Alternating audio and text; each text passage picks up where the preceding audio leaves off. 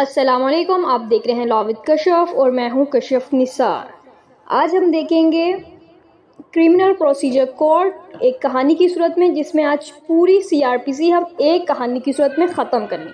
ठीक, सबसे पहले हमने देखना है, पहला इसमें जो है एक जुर्म और गिरफ्तारी। सबसे पहले जुर्म होता है और उस पर फिर गिरफ्तारी आ जाती है। देखते हैं क्या बात है। बात ये हुई कि कराची का एक मसरूफ़ बाज़ार, रात का वक्त था। अचानक एक चीख गूंजती है, लोग झट से मुड़कर देखते हैं। एक दुकानदार चिल्लाता है, चोर, इसने मेरी दुकान लूटने की कोशिश की। पुलिस फौरन मौके पर पहुंचती है और बिलाल को बिना किसी सवाल जवाब के गिरफ्तार कर लेती है। लेकिन क्या पुलिस का ये तरीका सही था?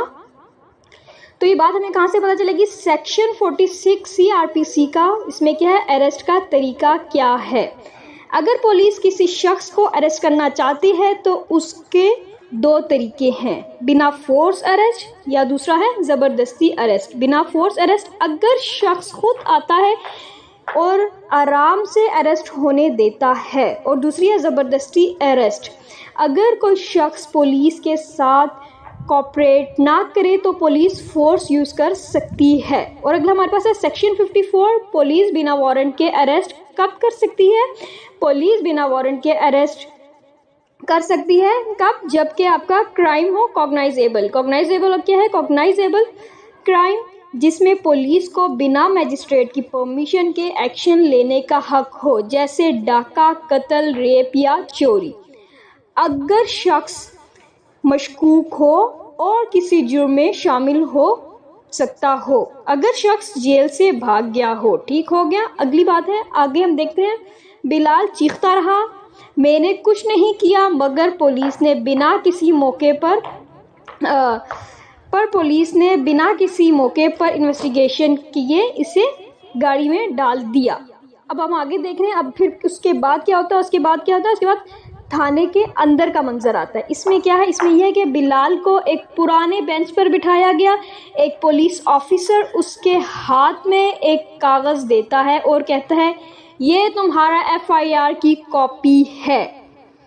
तो अब हम क्या देखेंगे? सेक्शन 154। इसमें क्या है? सेक्शन 154 है एफआईआर कैसे लिखी जाती है।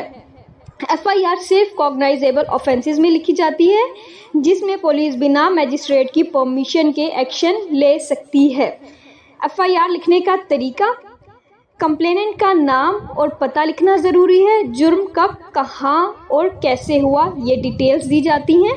पुलिस एफआईआर को उसी वक्त रजिस्टर करने की पाबंद है। अगर पुलिस एफआईआर लिखने से मना करे तो कंप्लेनेंट डायरेक्ट मजिस्ट्रेट के पास जा सकता है। अगली चीज़ हमारे पास क्या आ रही है? सेक्शन 156, इन्वेस्टिगेशन कैसे होती है। पुलिस बिना मजिस्ट्रेट की परमिशन के कॉग्नाइजेबल ऑफेंस की इन्वेस्टिगेशन कर सकता है। अगर क्राइम नॉन कॉग्नाइजेबल हो तो मजिस्ट्रेट की परमिशन ज़रूरी होती है। नॉन कॉग्नाइजेबल में है परमिशन ज़रूरी और कॉग्नाइजेबल में नहीं। अगली चीज़ हम जो देखने जा रहे हैं, तीसरा स्टेप क्या है? रिमांड और मजिस्ट्रेट की अदालत। ये क्या होता है? 2 दिन गुजर गए, अब पुलिस बिलाल को मजिस्ट्रेट के सामने पेश करने जा रही थी। कोर्ट का मंजर कुछ ऐसा था, सामने एक मजिस्ट्रेट साहिब बैठे हैं। पुलिस ऑफिसर ने कहा, हमें रिमांड चाहिए। सेक्शन 167 रिमांड का क्या प्रोसीजर है? पुलिस सिर्फ 24 घंटे तक किसी शख्स को बिना कोर्ट की परमिशन के रख सकती है। अगर ज़्यादा टाइम चाहिए तो मजिस्ट्रेट से रिमांड लेना ज़रूरी है। रिमांड 14 डेज तक मिल सकती है, लेकिन मजिस्ट्रेट देखेगा कि पुलिस की रिक्वेस्ट जेन्युइन है या नहीं। मजिस्ट्रेट ने पूछा, बिलाल तुम कुछ कहना चाहते हो? बिलाल ने कहा, मुझे झूठा फंसाया गया है। अगर मजिस्ट्रेट को लगे कि केस वीक है तो वो शख्स को रिहा भी कर सकता है। अब अगली चौथी चीज़ जो आ रही है, ट्रायल की शुरुआत। इसमें क्या हुआ? जज ने कहा मुकदमा शुरू किया जाए। अब केस सेशन कोर्ट में चला गया। अब हम देख रहे हैं सेक्शन 241A। 241A क्या है? ट्रायल कैसे होता है। अगर केस माइनर हो तो समन ट्रायल होता है, जल्दी मुकम्मल होता है। अगली बात क्या है? अगर केस सीरियस हो तो वारंट ट्रायल होता है, जो लंबा चलता है। ठीक हो गया। जल्दी मुकम्मल होता है वो कौन सा वाला है? वो समन ट्रायल है। और जो लंबा है वो क्या है? Warrant trial. उसके बाद सेक्शन 265A, सेशन ट्रायल का तरीका क्या है। अगर जुर्म सीरियस हो जैसे कत्ल या डाका तो सेशन कोर्ट ट्रायल करेगी, प्रोसिक्यूशन सबूत पेश करेगी, गवाह बुलाए जाएंगे। आगे क्या? प्रोसिक्यूशन ने गवाह बुलाए, गवाह क्या ये क्या कह रहे हैं। सेक्शन 160 से लेके 161 तक हम क्या देख रहे हैं? पुलिस विटनेसेस को कैसे बुलाती है।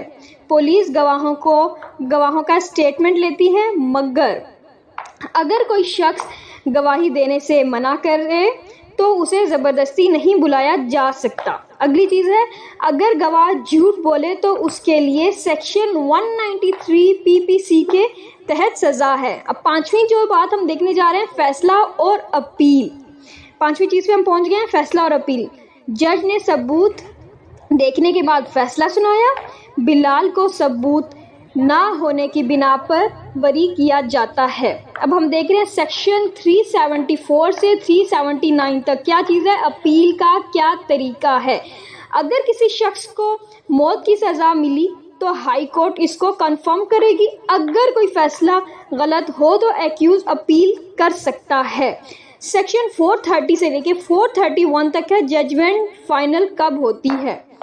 जब सुप्रीम कोर्ट फाइनल डिसीजन दे दे तो कोई भी और अपील नहीं हो सकती। आगे हम देख रहे हैं, बिलाल रिहा हो गया, मगर उससे समझ आ गया कि CRPC सिर्फ लॉयर के लिए नहीं बल्कि हर पाकिस्तानी के लिए ज़रूरी है।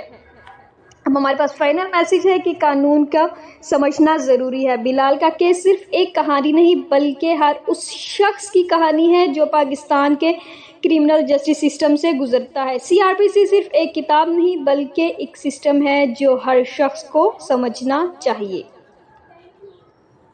अगर आपको भी अपने राइट समझने हैं तो इस लेक्चर को ज़रूर देखिए। शुक्रिया। अल्लाह हाफिज़।